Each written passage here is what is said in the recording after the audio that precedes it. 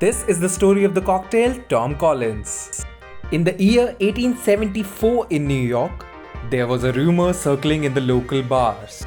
A traveler named Tom Collins was saying bad things about the locals and their families. Locals rushed to the bar to find and confront this stranger.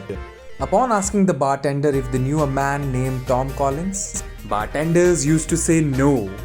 But we have a drink that's called Tom Collins. It was found that bartenders used to spread this rumor to promote this new drink. Let's hit the bar and recreate this popular cocktail. Firstly, add 60 ml of gin, 30 ml of lemon juice and 15 ml of sugar syrup. Ice up your shaker and now thoroughly shake for 15 to 20 times. Ice up your highball glass, strain your cocktail into the glass, top up with soda water, garnish with lemon wedge and serve. This is the story of the gangster Al Capone, the Prohibition era, and the cocktail Southside. Alcohol was completely banned in the US from 1920 to 1933. This period was known as the Prohibition era. Smuggling was at its peak during this period. One such smuggler was the notorious Alfonso Capone. Gin smuggled by Al Capone was so harsh that it had to be mixed with lemon and sugar to mellow it down. Since Capone was the boss of South Side of Chicago, hence the cocktail was named as Southside. Let's hit the bar and recreate this iconic drink. Firstly, bash and add 8 to 10 mint leaves. Next is 15 ml of sugar syrup. Now add 30 ml of lemon juice. Finally, 60 ml of gin. Ice up your shaker. Now shake for 15 to 20 times. Fine strain in a chilled martini glass. Mint leaf as a garnish and serve. It's a story of a drink that saved lives of sailors. In 1800s, the sailors on long voyages had huge scarcity of water. Alcohol was the next best thing as it would not get spoiled. Scurvy was another common disease among the sailors. Seamen then tackled dehydration and deficiency of vitamin C with a cocktail called the Whiskey Sour. Let's hit the bar and recreate this iconic drink. Starting with 2 dashes of aromatic bitters, here I'm using bitters by Bab Louie. Next up is 15 ml of egg white, 15 ml of sugar syrup, followed by 30 ml of fresh lime juice, and finally 60 ml of bourbon. Now dry shake the ingredients for 5 times. Add ice to the shaker.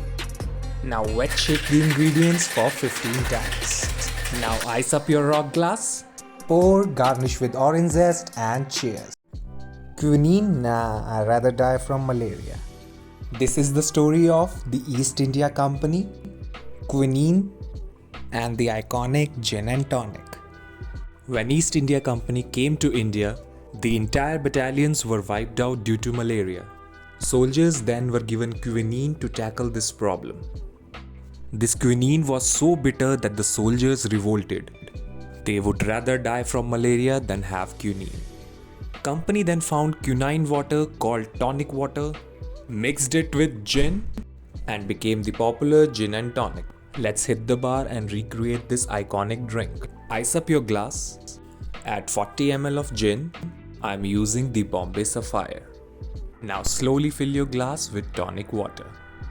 Now squeeze some fresh lime and garnish with a lime wedge. Now put your best smile and serve. Cheers. Give me something that wake me up and F me up at the same time. This story is about Kate Moss, Dick Bradzel, and the Espresso Martini. Kate Moss walks into the bar of Dick Bradzel and orders a drink that would wake her up and fuck her up at the same time. Dick mixes up some leftover coffee with vodka and coffee liqueur to give birth to the iconic Espresso Martini. Let's hit the bar and recreate this iconic drink. Take 40 ml of vodka. I'm using Absolute from Sweden. Put 20 ml of coffee liqueur. I'm using Mexico's finest, the Kahlua.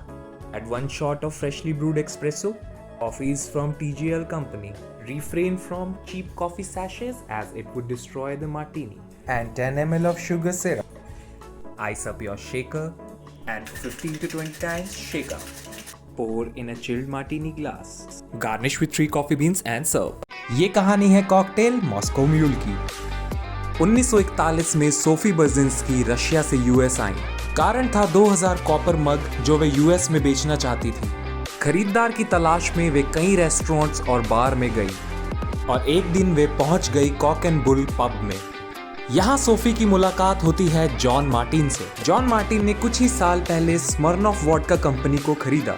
स्मर्नॉफ vodka America में डूबने की कगार पर थी। कारण था अमेरिकी beer और विस्की ज्यादा पीना पसंद करते थे। ऐसा ही कुछ हाल था कॉक एंड बुल के मालिक जैक मॉर्गन का। जैक अपनी जिंजर बियर के व्यापार में असफल साबित हो रहे थे। जैक सोफी के कॉपर मग्स, जॉन मार्टिन की वोडका और अपनी जिंजर बियर की सहायता से जन्म देते हैं कॉकटेल मॉस्को म्यूल को, जिसकी वजह से ये तीनों आज विश्व प्रसिद्ध हैं। मिलते हैं अगली बार एक और कहानी के साथ।